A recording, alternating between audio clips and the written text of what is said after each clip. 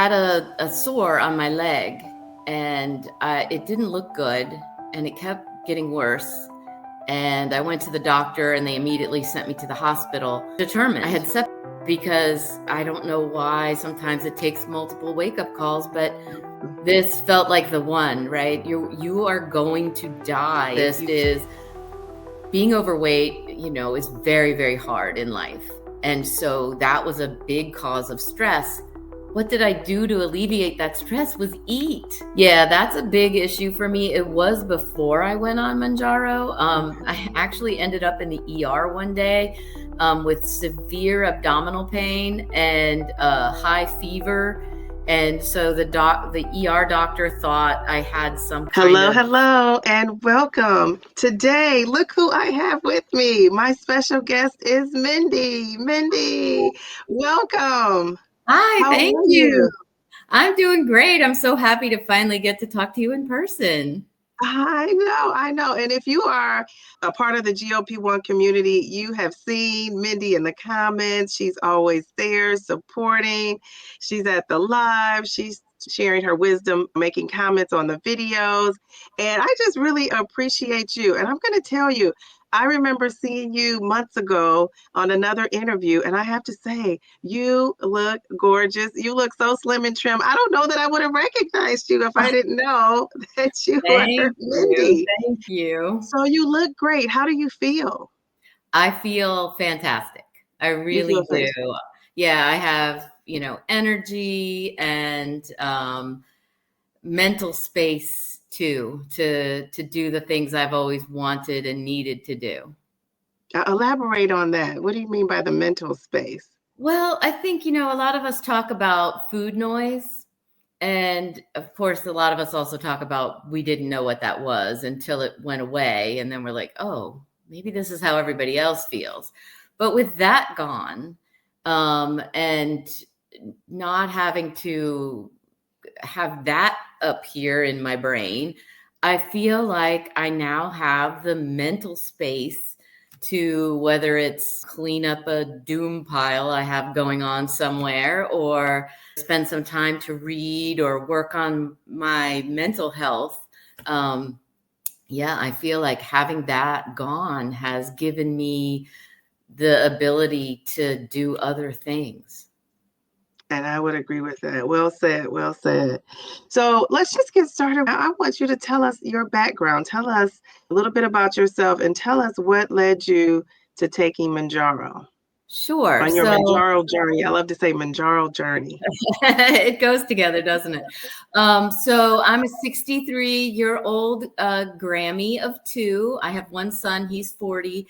And he and his wife have 2 children. So my grandbabies are 5, a boy who's 5 and a little girl who's 3.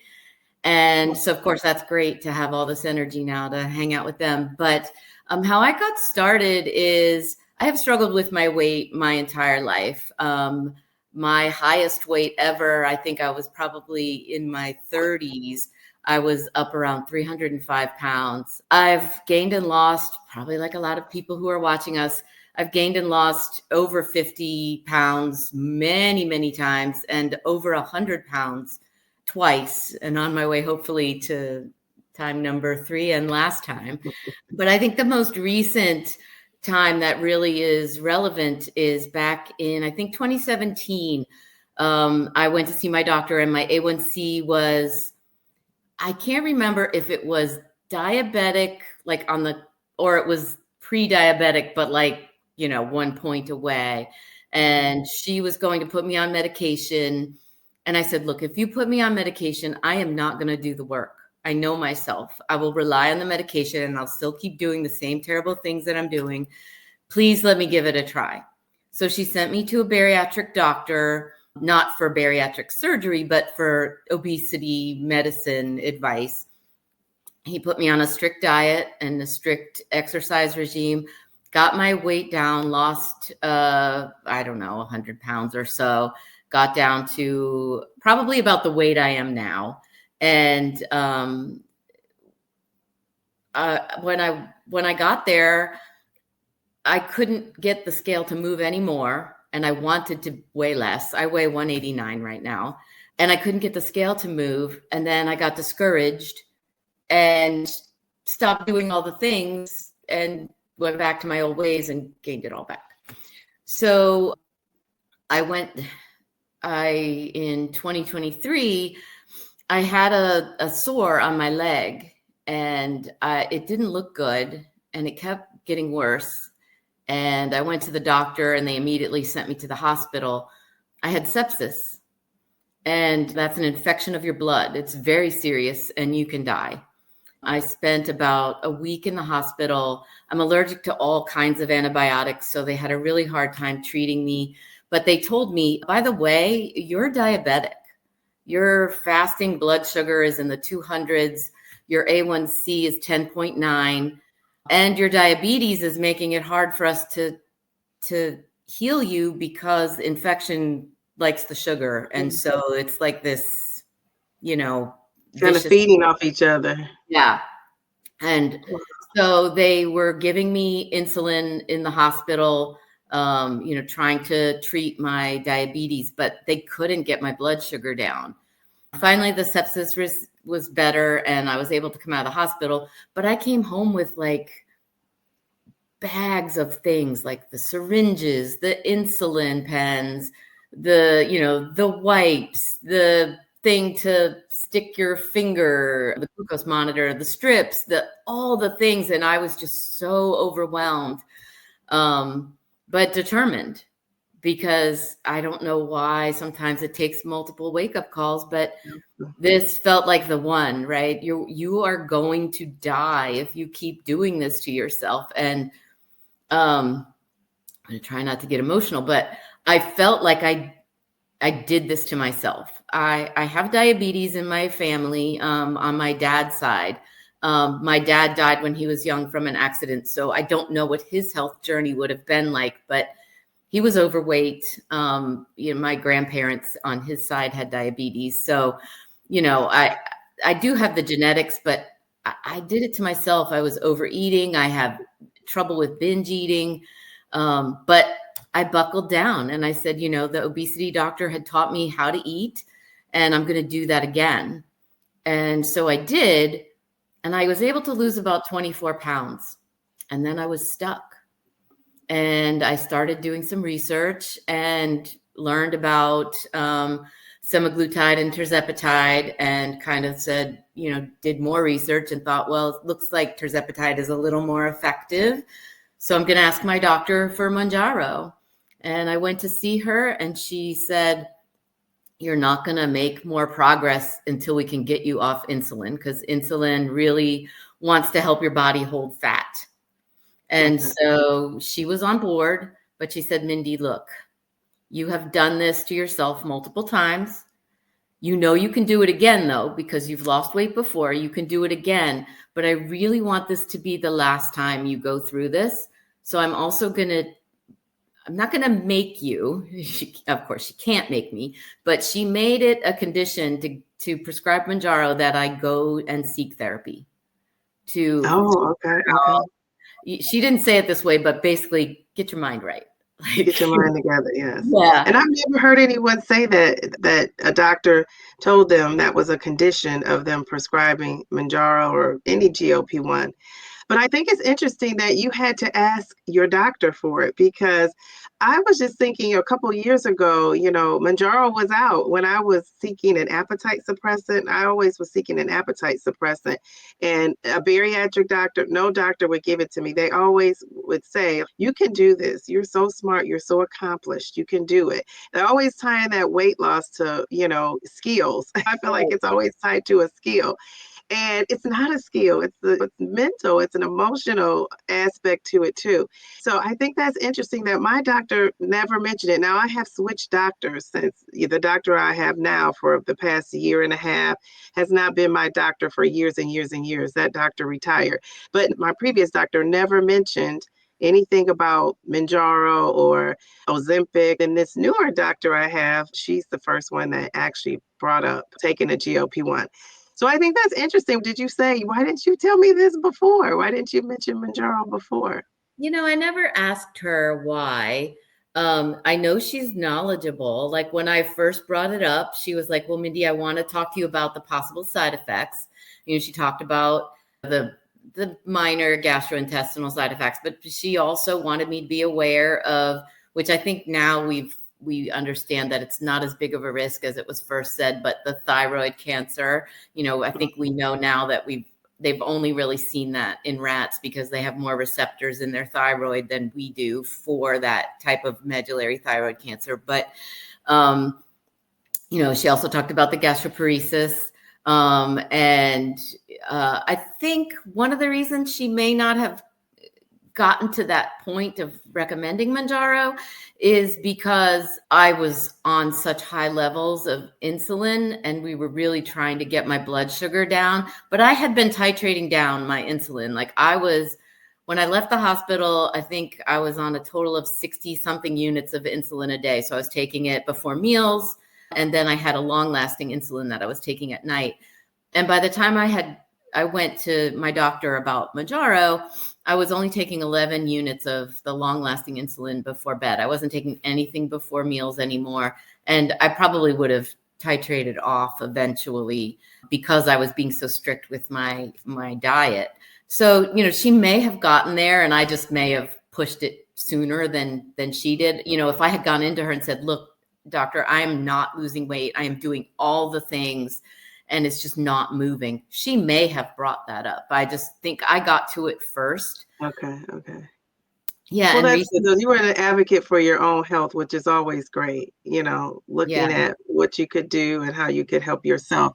And I wonder, so the time you told me you were pre-diabetic at one point, and then, so how did the numbers go up? So because you were constantly trying to work on your diet, your weight, and the numbers went up. So you were pre-diabetic. How did you find yourself at 10%, your A1C at 10%? After being pre-diabetic and losing all the weight and being so successful, but then just being like, oh, I guess I'm done. I don't have to do these things anymore. I was just eating like a crazy person and I self-medicate with food. I do struggle, not while I'm Mounjaro, but I do struggle with binge eating. And so I knew something was wrong already. I was having to pee a lot, multiple times in the night, during the day, and so thirsty. And even my urine smelled sweet. Like I knew I was on the path, a bad path, but I was also in denial. And, one of the things I've talked about with my therapist is being overweight, is very, very hard in life. And so that was a big cause of stress. What did I do to alleviate that stress was eat. And how ridiculous is that, right? You're giving yourself the poison that is making you feel bad. But it was I guess I could have been an alcoholic or something, but food was my comfort. And so I was just making myself worse and worse. So it really was a silver lining, blessing in disguise that I got this random sore on my leg that caused me to be in the hospital and get this wake up call. And, like my doctor said, get my mind right and get my life right too. But I was doing it to myself. I really was. And so there's a huge, I'm getting over it a little bit now, and my doctor and my therapist, but my doctor especially, she's like, Mindy, you can't blame yourself for this. When you know better, you do better. My doctor told me, you've done this before, you can do it again. Don't blame yourself. Part of it's genetics.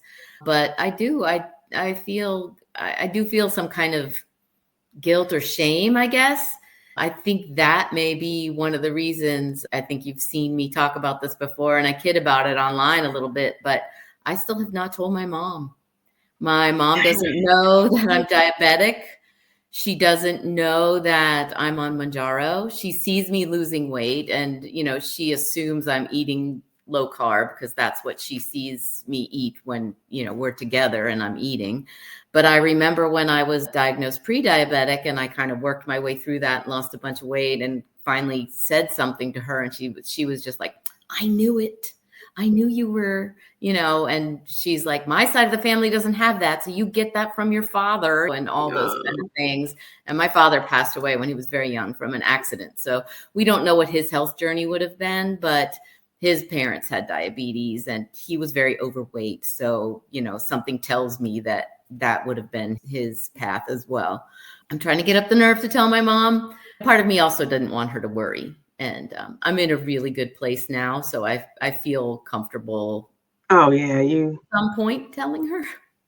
Now, how many months has it been since you've been on Mounjaro, or has it been a year? I started Mounjaro April 3rd of this year. April 3rd. Oh, gosh. Yeah. So you're really doing it. April 3rd. So do you also think, though, that you're afraid of that judgment from your mom a little bit?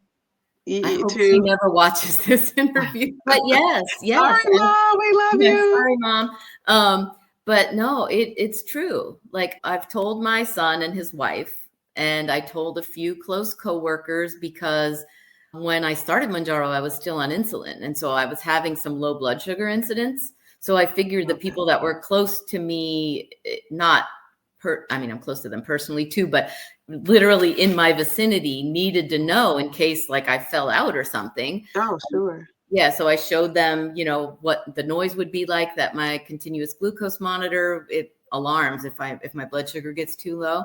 And I showed them where my glucose tablets are and, all those things, told them what to do. I also train for triathlon, and my coaches know because they have to. Yeah, as part of, sometimes training, your blood sugar can do crazy things. It can go high, it can go low.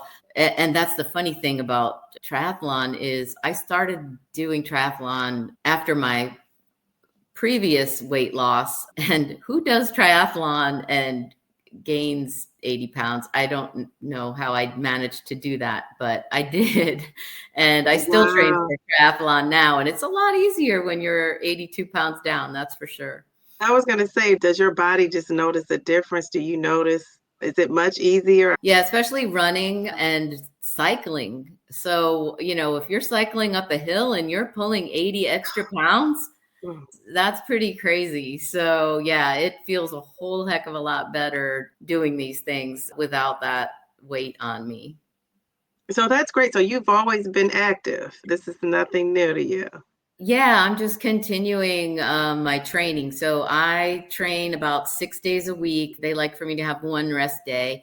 And I'll either be like yesterday, I went and swam 1,000 yards. Today, I have a 1 hour run. Yesterday I rode my bike for a little over an hour. I have a trainer in the house. So you put your actual bicycle. It's not a Peloton. You put your bicycle up on this trainer that controls your speed and power. Like if you're simulating going up a hill, it'll make it harder, that kind of thing. Oh, wow. Wow. So I think you told me in the comment section, one of the comment sections, that you were training for an event, right? Aren't you participating? Yes. Okay. So I have only ever done triathlons that are a pool swim. Okay. And I've never done an open water swim. And one of the reasons is I was too fat to get a wetsuit. You're kidding.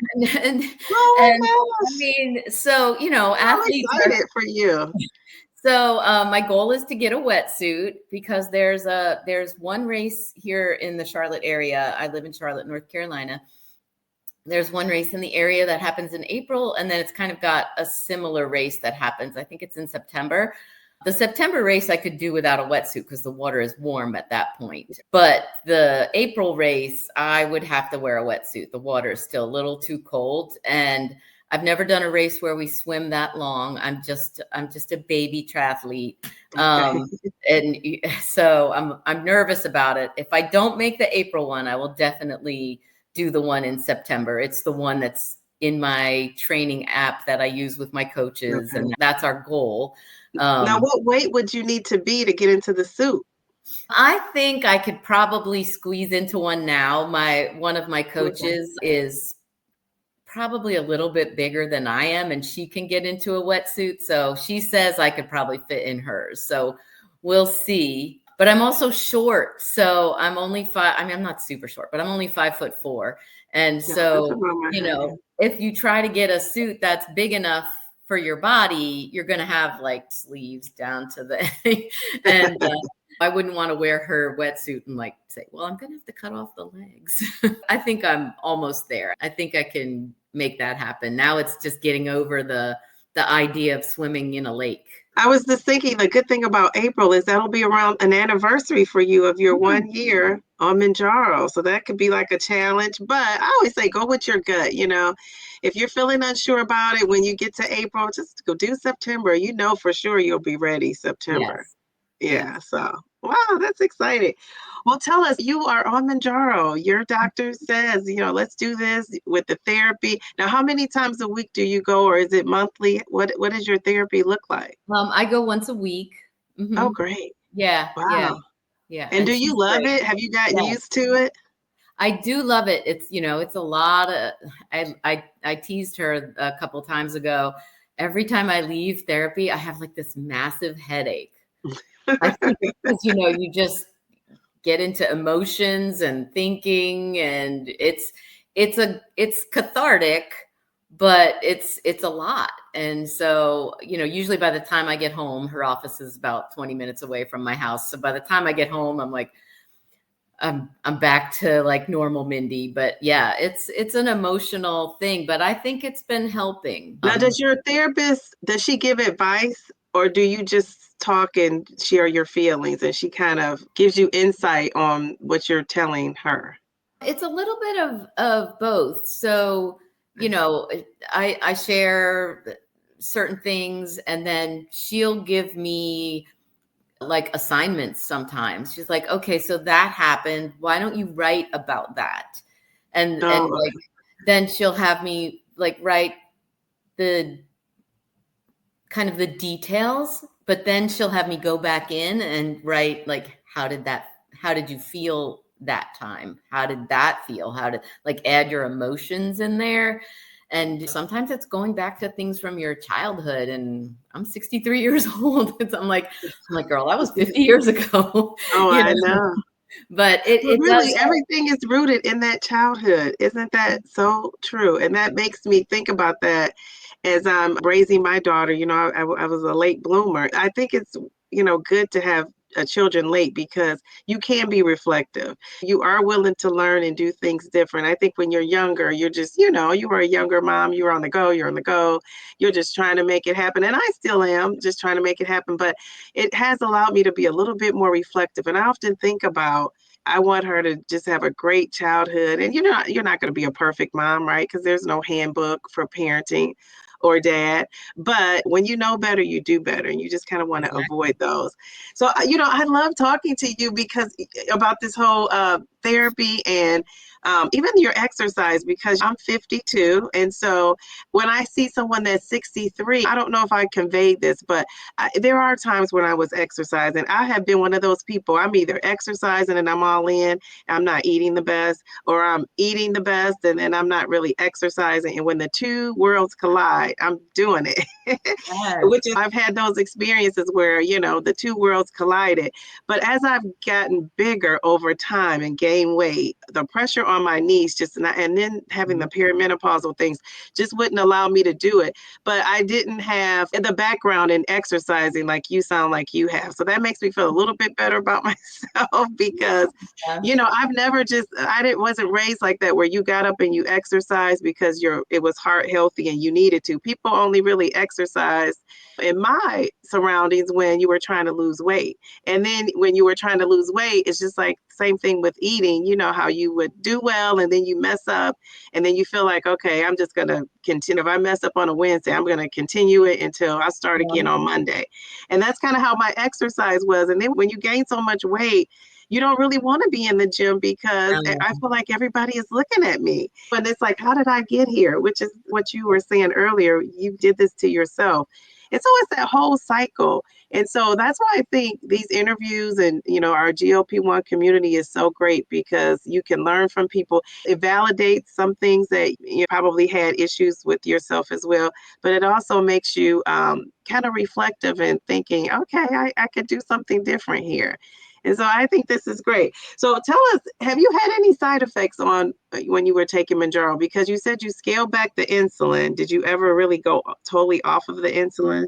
Oh yeah. So my doctor's office it's part of a big group. And when you're diagnosed with something like diabetes, they actually assign a team to you to like keep checking in on you. So there's a pharmacist, not like a CVS pharmacist, like a doctor pharmacist. And then there's like a lifestyle specialist person. There's a nurse that calls. Yeah. So they would call me regularly and like they could see my blood glucose. I share it through a portal Okay. with them. Okay. And they'd be like, it looks like your blood sugar is almost too controlled. Hey, how about we titrate you down? How about you start doing this? And so they were constantly checking in with me. And by the time I was on Mounjaro for maybe 4 weeks, they were like, you don't need to be on insulin anymore. You can come off. And I was scared. Like I was titrating myself down. They're like, you don't need to titrate down on your insulin. Just come off. You're fine. Okay. So yeah, I think about 4 weeks, I got off the insulin, and starting on 2.5, I think maybe the first couple days I felt a little bit of nausea and like really, really full. But after that, I've never had the thing where people are like, oh, I couldn't eat another bite. Like Me too. Not really. I've never had that. Like it, and maybe because I've stayed on such a low dose. I was on 2.5 for 12 weeks. And then the doctor didn't say this. They had already titrated me up to 5, but I had more boxes of 2.5 in the fridge because at one point online pharmacy had sent me 3 boxes. I think sometimes mail order, they have to send 3. And so I had extra, which I know was, amazing. And so I just kept myself on 2.5 for a while. I was filling the 5 boxes, the 5.0 boxes, but then my blood sugar was just a little bit higher than I like it. And so I did finally, after 12 weeks, I titrated up to 5, and I've been on 5. I'm still on 5. Oh, wow. Wow. Yeah. And I had a panic. It's probably been a few months now where one day, 2 days in a row, I was like, oh man, I want something. Like, just that I want something to eat. And I kept opening the pantry, the same old stuff's in there. It's nothing new 5 minutes later, right? But I kept opening the pantry. I never acted on it, but I freaked out. I was like, oh no, the food noise is back. And so I messaged my doctor through the portal. And by the time a couple days later, I got to have a video chat with her, I was like, she's like, you really want to go up to 7.5? And she reminded me of all the side effects again. And I'm like, you know what? I'm kind of over it now. I'm fine. And so I never did go up, but it's in my chart that if I ever want to, the nurses don't have to check with her. They can just send a prescription, but I'm fine. Yesterday I actually was full eating something that I shouldn't even have been full eating. So I think it was just a moment. And sure. Yeah.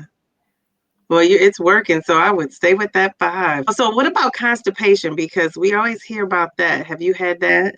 Yeah, that's a big issue for me. It was before I went on Mounjaro. I actually ended up in the ER one day with severe abdominal pain and high fever.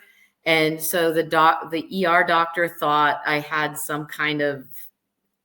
I have fibroids, and he thought that it was something with that. And he scared me and said, oh, you're going to have a hysterectomy and all these things. And I went to my OBGYN, and he's like, Mindy, you've had those fibroids for forever.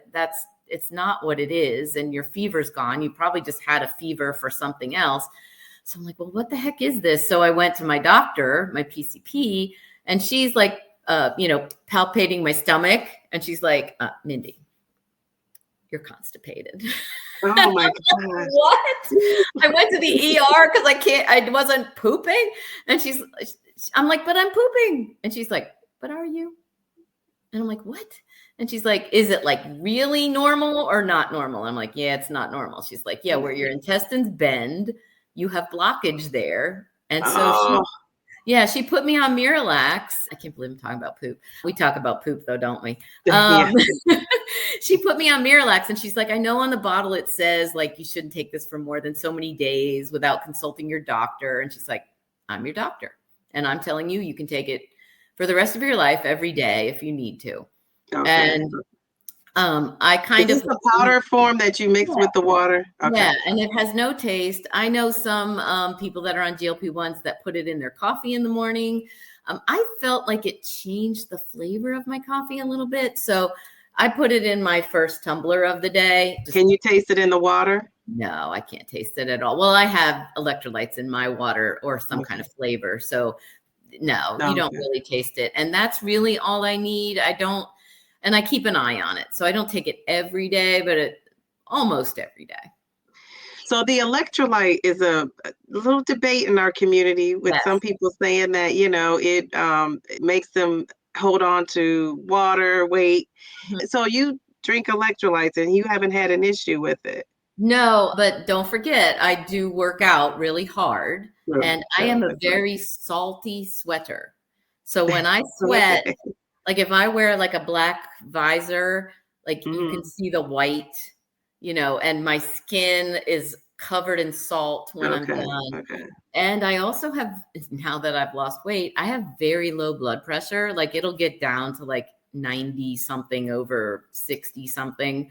Oh, And wow. so having a little salt is fine for me. I actually use LMNT, which is one of the saltier ones. But I put one in this whole big thing. Like they say to put it in like 20 ounces or something. That would taste way too salty for me. And I only do one a day.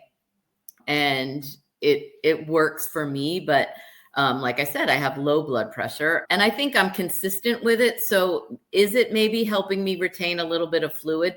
Probably. But drinking it again tomorrow and the next day, I don't think that's adding more fluid, right? That's just a constant thing for me. But yeah, I don't think if you don't work out the way that I do, or if you have blood pressure issues, you may not want to have that. And it's probably a good idea to talk to your doctor. I've talked to my doctor. And I've talked to her about water too. Being diabetic, we have to be careful of our kidneys. And I was drinking 120 ounces of water a day or almost a gallon.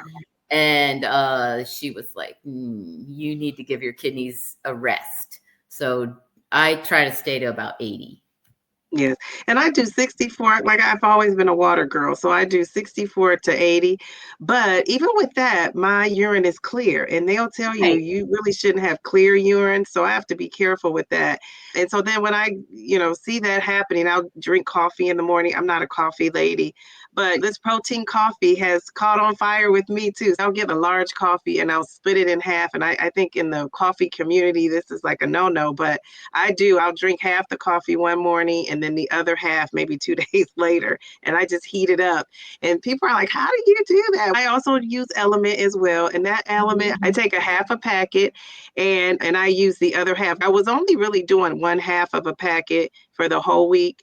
And I would save that for whatever day I was doing my injection. And now that my blood pressure is down, and my doctor said it hasn't affected anything because your blood pressure has gone down, I can do the whole packet by the end of the week. And I'm not exercising like you are. So when I really step it up, I'll feel more comfortable adding more, I think. So do you count calories, Mindy? I do. I started doing that back in my previous weight loss journey when the bariatric doctor gave me like an assignment. He's like, this is, how many carbs you should eat. This is how many calories you should eat. But I kind of have adjusted my mindset, and it's from watching some other creators here on YouTube and TikTok. I do it more now with the mindset, at least, to make sure I'm eating enough. Yeah. Because I do work out pretty heavy. I was doing 1,400 calories a day, and I've actually recently upped that to 1,600. I usually hit about 15 to 1,600. I'm one of those, I'm so nervous about going over, which it's not going to hurt anything if you do that. But I tend to undereat. So if I don't set my goal at 1600, I'm not going to get 1500. You know what I mean? So yeah. I that's like my goal, which just sounds so weird to have a goal to eat more, right? So I'm usually around 1500 a day, but I keep my carbs because I'm diabetic and I'm trying to not. I think if I up my Mounjaro, I could probably eat more carbs, but I keep my carbs below 70 a day. Usually it's somewhere between 50 and 70. And that's very, very low. It's not keto low, but No. it means I rarely eat fruit. I eat vegetables, but I'm cautious. And my husband's Japanese, so saying I don't eat rice is really crazy. And he's the cook in the house right now, but he's been very good about making things low carb for me. And but yeah, we don't eat rice, we don't eat pasta. We have alternatives that for me, but yeah. Oh, okay, good. I eat a lot of rice. I'm trying to think what other pasta. Potato. Oh, even though the sweet potatoes, I think it's worth it because I think the Yeah. nutrients you get from that kind of takes up the slack with that. But the white potatoes, yeah, that'll take me over if I eat that. So But that's good. So I don't oh, want people to feel like we're saying like potatoes are bad, fruit's no, bad. Nobody gets obese eating fruit. You yeah, know, for sure. it's for me because I'm diabetic that I'm trying to keep those off my plate.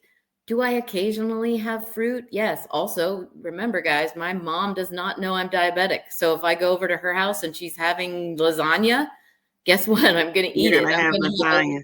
Yeah, I'm going to have a small portion and a bigger portion of salad or whatever vegetable there is. But, nothing's off the table. But I try to avoid those things on the reg because I'm trying to keep my carbs low and keep my medication low.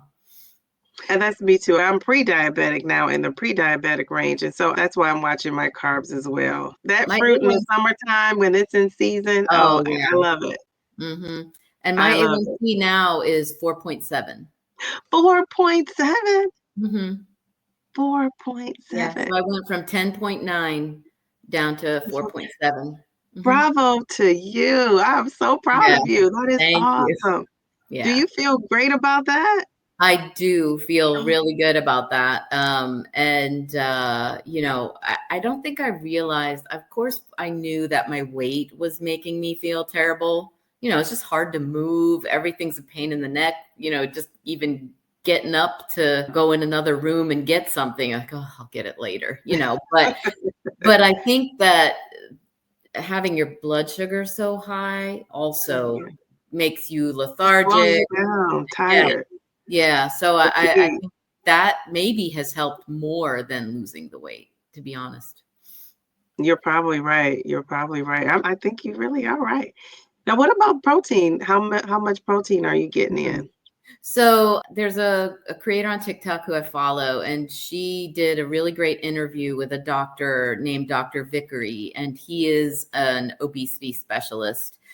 And he talks about that you should, and this, I believe in this, but everybody should talk to their own doctor. But he recommended that you eat 1 gram of protein for every pound of your ideal body weight, not your goal body weight. Like I'm 5'4", maybe my ideal body weight's like 140, 145. I don't know. I don't think I'll ever get there. And my doctor doesn't think I should try to get there, but that's kind of my ideal body weight. So I try to eat about 140 grams of protein a day. But the one thing that he also said you can do is take amino acids to Mhm. get you there. And so I take 1 serving of amino acids, which is only like 2 calories. It's like 5 tablets. And it gets me 25 to 30 grams of equivalent protein first thing in the morning. So I get that kind of out of the way. And then the rest of my day, I don't really do a lot of protein shakes just because I don't care for them.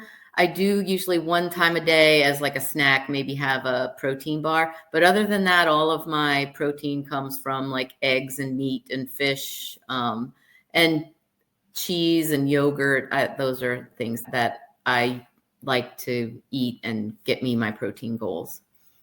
Oh, okay. So you're eating 140 grams of protein. Wow. Some days I And hit and some 200. days you don't get it in. Oh no, some days I get more, like 200. Oh, you get more. Mhm. Oh my goodness. Yeah. Wow. And no wonder, you know what? So you've cut out the carbs and you've upped the protein, which are two things. And you're also not under eating. I think that's key because now your body is not holding on to the weight. Your body is free to let it go because you're not under eating. So Yeah. you really are like a poster child. We could take a picture of you and put it up with your stats.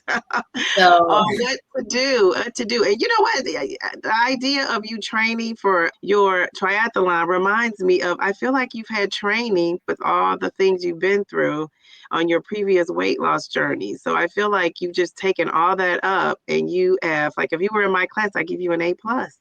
You've I wish done. I were in your class. You sound like an uh, amazing teacher. Yes, I try. I try. So it sounds like you're just doing all the things and you're doing a great job. So I'm so glad you're in this community and supporting people. When I create a video and I read your comments, it's good advice. You know what I mean? Things that Oh, you thank probably you. didn't think of it from that angle, which is what you want. I love diversity of people and diversity of thought. I always say, you never want to be the smartest person in the room either. I've learned that over the years. You got to soak up information and knowledge from other people. So we are learning from you, even though you're not a Oh, thank content you. creator. You have done an amazing job. So, what does your eating look like? You referenced your breakfast, not drinking the protein shakes. So, what is like an ideal breakfast meal for you look like, and about how many grams of protein are you getting? What does like a lunch and a dinner look like for you? Yeah, so I am very much a creature of habit. And so pretty much every morning I have the same breakfast. I found, actually, I think my husband found these at Costco. They're called an egg witch. And so it's a patty of egg, a patty of sausage, like a chicken sausage, a slice of cheese, and then another patty of egg. So it's an Oh, egg wow. witch. So I eat that, and that I think And they're that comes already prepackaged, yep. right? You You don't. just pop them in the microwave. Okay, okay. And then with that, I have a fat-free Faya yogurt. It's the only yogurt I like. I don't eat it because it's fat-free. I don't eat it because it's plain. It's the only one I like. So I have that. That's usually my breakfast, and that's probably about 270 calories. And I think I get probably 35 or so grams of protein right there. For And are lunch, you counting those amino acids in there too? Because I that's do. I count okay. that in there. I do the amino acids. It's just pills. I do that when I first get up in the morning, and then I don't eat breakfast probably until around 8 o'clock. My husband he meal preps my lunches for the week. He asks me how many lunches do I need because sometimes for work I have to eat out, and he almost always makes it's a similar theme every week, but it's usually some kind of meat. It might be fish, it could be salmon, it could be pork, and then roasted vegetables. So he'll roast up a bunch of vegetables and put that in a container for me. So usually there's another 30, 40 grams of protein and some good fiber and vegetables. And dinner is usually something similar, or we have found a couple of, being that he's Japanese, we've found a couple of Asian noodles that are made of mostly the konjac root, which it has 0 calories. And then they might add it might have some tofu in it, something that makes it more noodly and not so jelly like. And so he made me pasta with meat sauce last night. He made it for me and the grands and my daughter-in-law, and they had real pasta, and I had this whole plate of pasta only has 20 calories. So he's done stuff like that for me, or he'll make stir-fried rice, but with cauliflower rice instead of actual rice, things like that.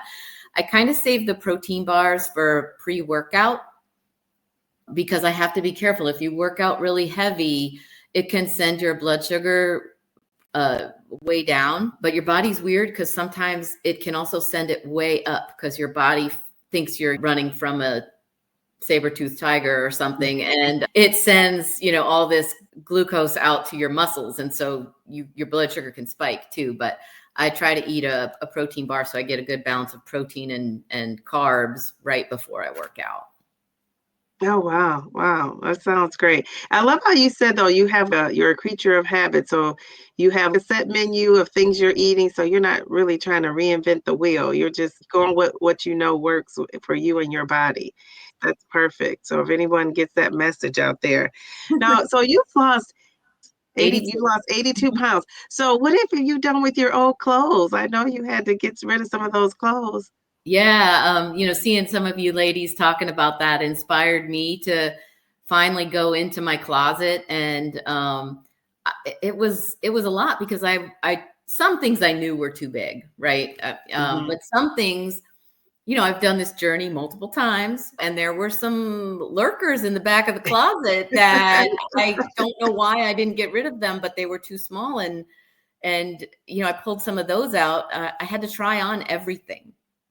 Um, Sure, yeah. and being that I work out, I have a lot of workout clothes too. So I'm pulling on leggings. Oh no, those are too big. Oh, those are too small still. And I literally in my dresser drawers put little labels in there that say too big, a little tight, and too small. Try again in Wow. 10 pounds kind of thing. I But love I that. had eight, I'm ashamed. I had 8 big black garbage bags of clothes, and took them and donated them. And shoes. I think you may have talked about this before, but Yes, shoes, my shoes don't fit. yes. Um, I had to get rid of so many, and some of them were like brand new that I'd only worn once or twice, because after I gained so much weight, who's walking around in heels, well, at least I couldn't. I couldn't walk around in heels for more than 5 minutes, weighing Right. 71 pounds. So, but I tried them on, and I'd walk right out of them. So I Yeah, donated a bunch of shoes too. The ones that look nice. The other ones I was like, sure. well, these are, they're going in the trash. But so my closet's a lot neater now. It has thinned out just like you. Yeah, that's a good point. But yeah, I found I was wearing a size 24 pants, Oh, and wow. I found some size 12s that I had bought at Ann Taylor, and they fit now. So I have some clothes I didn't have to go buy. I saved one pair of those 24 pants, and they're just kind of like my victory pants. I'm going to take them out every once in a while and put them on and see how much smaller I am. Wow. So that brings it full circle because I told you when I first was introduced to you, you will have lost double the amount of weight. And so your pant size have, been pretty much cut in half. Yeah. So that's amazing. That's Yeah. amazing progress. So let Thank me you. ask you, I love to ask this question to people because it's just such an eye opener. When you first started your Manjaro journey, think about, take yourself back to that. Before you even opened up the box of Minjaro, how would you describe yourself and your mindset and how you were feeling about yourself and your weight loss journey prior to Minjaro? What word would describe that for you? I think before I started Manjaro, I was trying to lose weight, trying to do all the things, and I felt frustrated. Frustrated. Okay, yeah. Yeah, because I couldn't move the needle anymore. Needle. Um, all these puns that show up. And then at the same time, that was the shift to hopeful. Yes, yeah. So now you would describe yourself as hopeful. That would be your word.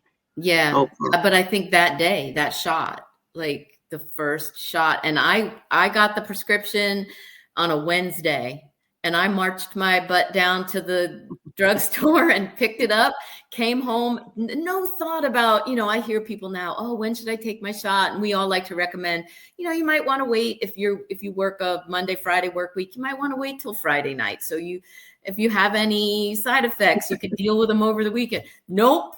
I just popped that thing out. And went for it. Yeah. And, I'd been giving myself insulin, so I wasn't afraid of the needle. So let me stop you there because that's what I wanted to ask. I said, I hope I don't forget to ask this. But so they overlapped at one point. So you were giving yourself an injection of insulin Yeah. and the Mhm. injection with Manjaro. Yeah. Wow. Yeah. Wow, Mindy, you should be so proud of yourself. I mean, goodness gracious, look how far you have come. That Thanks. is amazing. Amazing. Truly is. Wow. Okay, so now you're feeling hopeful. So do you have a goal weight? I don't think we said that. So, it's funny because I talked about it with my doctor the last time I saw her, maybe a month or so ago. And she's like, Mindy, I would be happy with you if you stayed right where you are, and Okay. Yeah. I'm 5'4" and I weigh 189 pounds. That's obviously still if you look at the BMI Oh, thing, it's sure. Yeah. obese. She's like, BMI is dumb. Don't even pay attention to that. She's like, yes, you are overweight, but you are also very muscular and you work out, and I have a build, thick thighs, big butt, all the things. So she's like, the BMI chart probably says you should weigh 140. She's like, I don't want to see you be 140. So short story long, I have set my first goal at 175. 175. So you're Yeah. very close. I Yeah. think So that's a good goal. I love to give compliments and I love to give credit where credit is due. And I'm telling you, you look great. And we're on camera, so I bet you if I saw you in person, you're going to look slimmer. If you didn't lose another pound, I think you just look great. That's why, but I always say, how do you feel? I hope you feel as good as you look. And it sounds like you do. I do feel So great. Yeah. so it's a win-win for you if you go down from here. I think though going down too, it's going to give you some wiggle room. When you gain a couple pounds here, you won't just be stressed and worried like, oh, I gained a few pounds. You're within that range. So I Yeah. think that's perfect. All right. Thanks. So what advice would you give to someone new who just got this box of Mounjaro, Zepbound, Ozempic, Wegovy, Saxenda, whatever that GLP-1 is? What would you tell them? What advice would you give? I always say, what advice do you wish someone had told you when you Mm. first started? So yeah, the one piece of advice that we hear everyone say, and nobody needed to tell me, as I just mentioned, but just do it. Right? We hear some people like, I've got the box and it's in my refrigerator and I've had it for 3 weeks and I can't bring myself to do it. So that's the first piece of advice, right? Just do it. Just do it. It doesn't, especially I feel like if you're afraid of the needle, pick your tummy because it's got the least amount of nerve endings there. So pick your tummy. It's easy to see. You can see what you're doing and just do it. But it's such a tiny little needle and it's so fast. It doesn't hurt. But after the shot, the things that I wish I knew were the things about getting enough protein and then not under eating, to make sure that you're eating enough to fuel your body. A lot of content creators talk about this, but the TDEE calculator, Yes. I forget what the total dietary energy expenditure or something. I don't remember what it stands for, but if you Google TDEE calculator, it can kind of give you an idea of what your calories should be. If you're only eating 800 calories a day, you're going to crash your metabolism and you really need to, and some people say, oh, 1200, like that's an old diet culture number. 1200 is not sufficient for me. If you're 5'10" and you weigh 300 pounds, that's not going to be enough. Maybe if you're 4'11" and you've only got 20 pounds to lose, that might be enough, but you need to know. You either need to use something like that or talk to your doctor or a dietitian. Make sure you know how many calories you should be eating and try to get there. The only other thing that I can think of is a lot of people talk about nausea. If you're struggling with nausea, it's so counterintuitive, but I got this advice and it's really true. Eat something. It's hard, but protein seems to really help. So if you're feeling a little bit of nausea, find a source of protein that you can tolerate. Like if eggs make you gag, then that's not the right thing. The thing that works for me is a meat stick. So something like a Chomps or an Archer Farms, I think is the brand, something that doesn't have a lot of nitrates in it, a nice healthy meat stick, not a Slim Jim. That can sometimes help. Some people, a protein drink helps, but yeah, if you don't feel like eating, you still need to. And sometimes that will really help with the nausea. That's counterintuitive. That's great advice. Great advice. What has it been the best thing about Mounjaro for you? Thing about it. What is it? Has that been for you? I think the best thing is the food noise. I have not experienced the extreme appetite suppression that some people talk about. I've always been able to eat, but it's taken away that food noise. I have a friend that calls it the food cacophony because it's just so much going on in your head. I liken it to, if you ever watch like a news channel, like a CNN or one of those where they have the chyrons going back and forth, and then there's an inset with something else happening, and there's this thing happening over here, and you don't know where to look or what to pay attention to. That's how my brain felt. Like, oh, there's food over there. Like you're in a meeting and there's donuts and you're like, should I have a donut? Are people watching me? Are they going to judge me for eating a donut? What if I have 2 donuts? Oh my gosh, the donut I really like, somebody's about to take that donut. Like I need the donut, but I didn't exercise today, so I probably shouldn't have a donut. And all that going on, that went away. Yes. And what's been the worst thing about it? If you had to if you have to name something. Oh, the worst thing about it. So I did a lot of research and decided that's what I wanted to take. I talked to my doctor and said, I want to take Mounjaro. The one thing I didn't research or didn't figure out during my research was the shortage. And so I said that I went from frustration to being hopeful. And then when all of a sudden, because I started in April, and I think right around June-ish was when it was really, really bad and I couldn't find it. It felt like somebody like pulled the rug out from underneath me. Like it took all or at least the fear of all that hope going away. Like I finally found what I thought was the answer, and it maybe being taken away. So that was probably the worst part. And it's not Mounjaro's fault. The medicine was doing what it was supposed to be doing, but that fear of not having it anymore. And that is one of the things that I work with my therapist about. She's like, I want you to feel confident that even if it did go away, you now have the tools to make it work. But it's definitely easier with that tool. Okay, so I want to play this quick game with you, Mindy, and I know it's going to be hard, but just think of one word. If you feel like you want to explain yourself, go right ahead, but try to stick with the one word. So I'm going to say a word and just tell me what the first thought or word that comes to mind. Weight loss. Hard. Eli Lilly.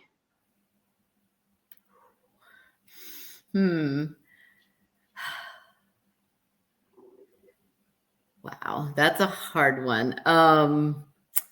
Right now, greedy. Compounds. Necessary. Good word. Wonderland.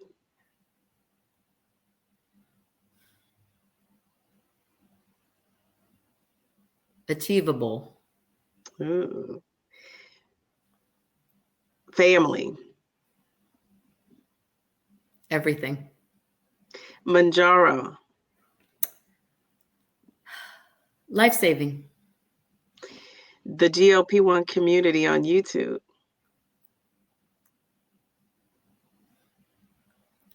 I know there's men, but sisterhood. Oh, great, great, great. Thank you. That was so awesome.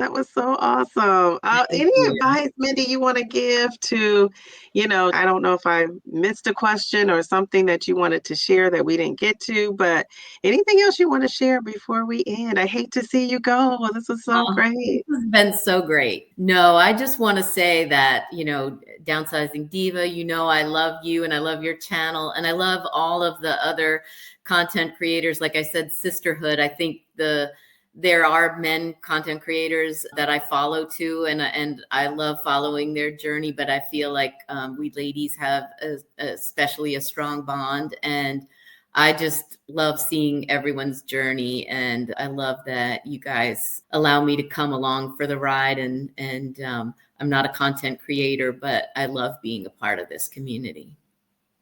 Well said. And we love you. I feel like you are a content creator. You're just not producing videos. So, like I said, if you're not there, we just love when you show up. You always have something valuable to say. You're so encouraging. You can be a teacher yourself. You know, that's what teachers do. They Mhm. encourage you, they give you great feedback. And that's kind of what you do. And that's what I need on this journey. I need somebody to let me know the facts and encourage me. And you have been that. And I really appreciate it. And I'm going to say it again. I don't know if your husband's telling you how beautiful you look. I don't know what he's saying to you, but I'm telling you, you look amazing. If you don't lose Thank another you. pound, you probably don't need to because you look great. So Oh, it's a thank you. win-win for you no matter what direction you go. I'm going to be rooting you on. You have to let me know Mhm. if you're deciding to, go with that event in April. But if not, I'll be cheering you on for September as well. Thank I'm looking forward to us learning, growing, having a relationship. But now I have your number, so I might call you and say, Mindy, I need some support. Yes. This is my mom's birthday. Her Yeah. birthday is today. I'm going to be celebrating her birthday. So not only was this special because I got to interact with you and tell you how great you are, this was also special because it was on my mom's birthday. So thank you so much for that. It was so nice talking to you. I always say to people, I'll see you in the next video. I'm going to say that Mhm. to you too, because I'll see you in the next video as well. Have Yes. a great day. Have a great day. Thank you. You too. Nice meeting you. Bye bye. Bye.